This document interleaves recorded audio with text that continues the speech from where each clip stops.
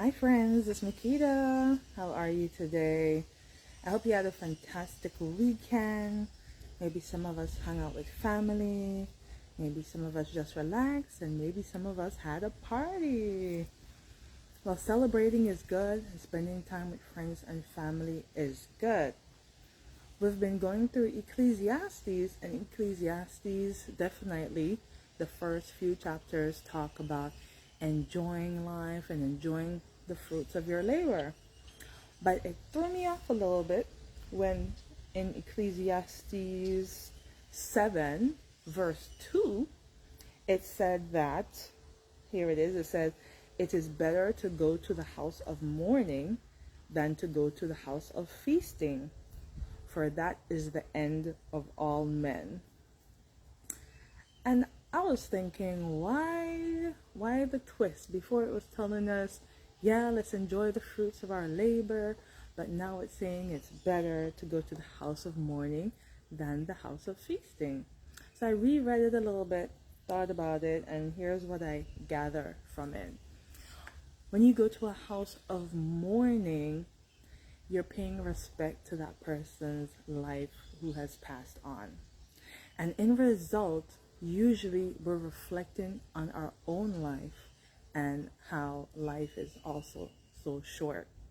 So by going to a house of mourning, you have more reflection on your life, and then also you might make better changes to have a better life.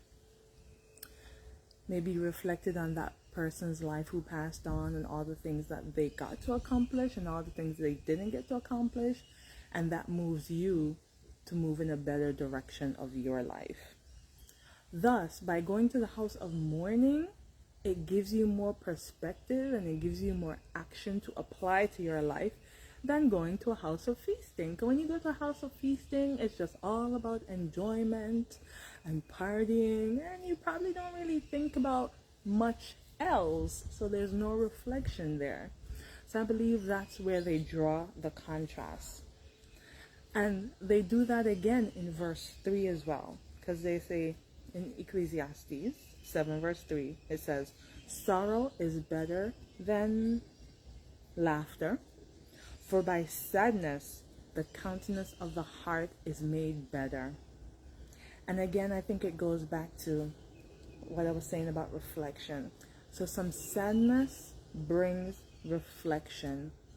And when we are sad about a certain situation, we do reflect. We reflect on what is it can we do to be better, or how can we change that situation that we're in for the better.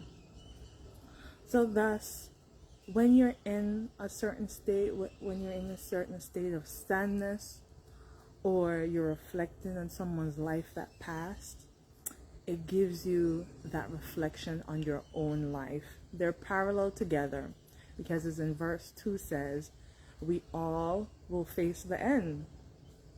So it gives you a parallel in your life to think about, what can I do better? How can I live my life better now that I have the chance to continue on? So there's nothing wrong with laughing and enjoying ourselves. Of course, it's wonderful. It's just that with those other aspects of life, it gives us that reflection time. Definitely. I hope you're having an amazing day, and let's reflect back on the people in the past who have fought for us to be here, and who have fought to give us different rights of living in the different countries that we live in. We have to reflect on our grandparents, our parents, their sacrifices too, to provide for us. So let us reflect back on them as well, give them their due honor, and let us live that life that we can leave for our offspring and for other future generations. What are we going to leave for them? What legacy are we going to have our life leave?